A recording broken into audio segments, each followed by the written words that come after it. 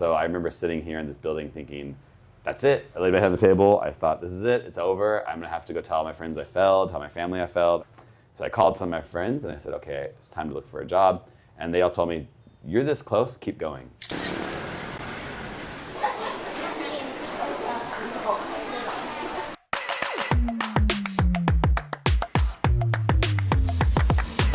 Hi, my name's Milia, and you're watching Why Vietnam, a series created by Vietnamese awesome community. Vietnam is no longer a destination, it's a place where people make connections, where possibilities are formed, and where future quietly begins. This series brings you real stories from people who chose to live here, build here, and believe in this land.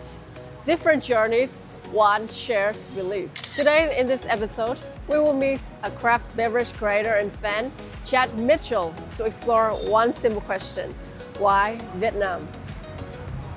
Hi Chad! Hey, how's it going? Hey, I'm Chad. Okay, why are we here?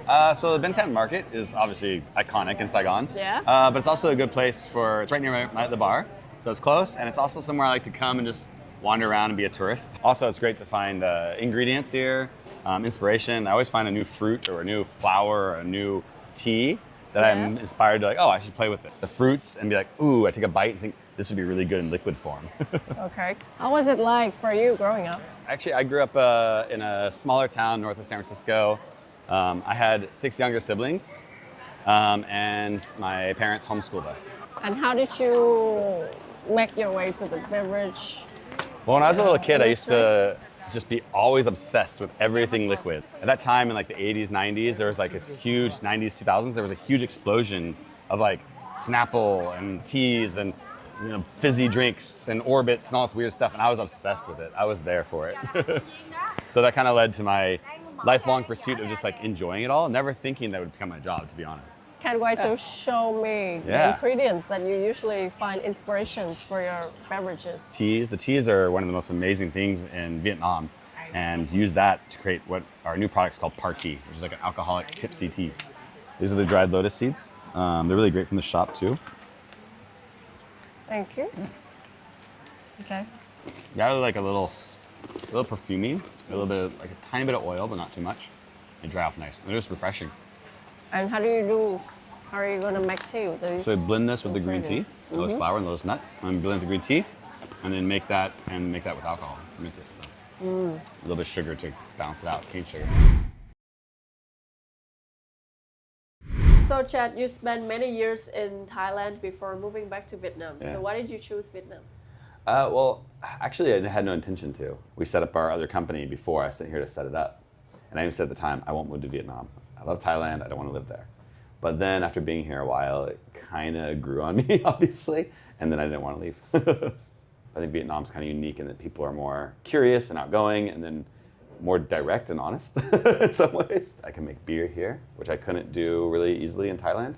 So that was like this huge opportunity, and I was like, let's go for it. I love Vietnam because Vietnam is a place where creators, crafters, builders, entrepreneurs can try things and fail, and probably fail again, but then do it all over again. It gives that kind of flexibility and chaos and grace all at the same time. Starting a business as a foreigner is never easy.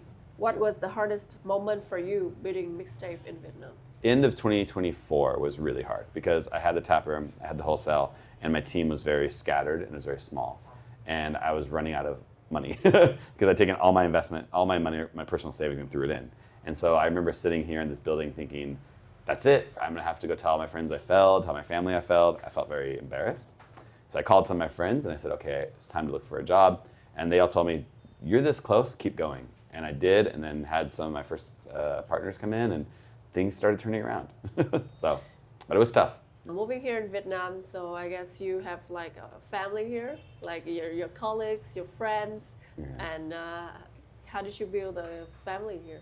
One of the things I really liked when I moved to Vietnam was the quick and instant connection to not just expats, but also locals. So I have some really strong, I have some friends in Vietnam that I think are like, I even call them my sister or my brother, because they're Vietnamese, and that's really cool. I think Vietnam's kind of unique in that people are more curious and outgoing, and then more direct and honest in some ways. So. And what was your experience working with Vietnamese people? My team is all Vietnamese, you know. I even used to say I won't hire foreigners anymore, and that's not like a negative thing. It's just I really want to get into the local community and make sure that what we're doing in Vietnam resonates with Vietnamese. So yeah, I learned from locals.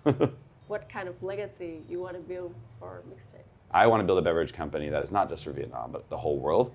And I want to be, I always say I want to challenge the biggest corporations on earth, like Coca-Cola and Pepsi. But in doing so, I don't want to create a company that's on the stock market.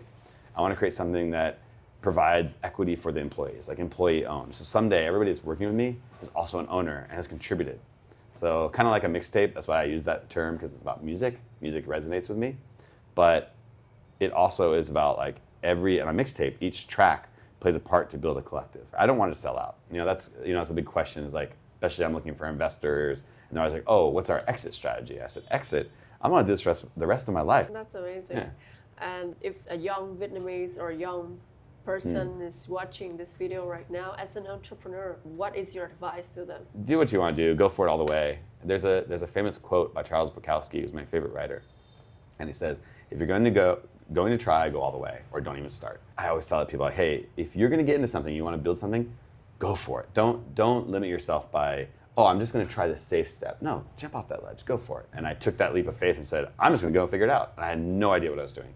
And it was awesome. I say, just go for it. You'll enjoy the ride, you know? Thank you, and cheers to that. Yeah, cheers.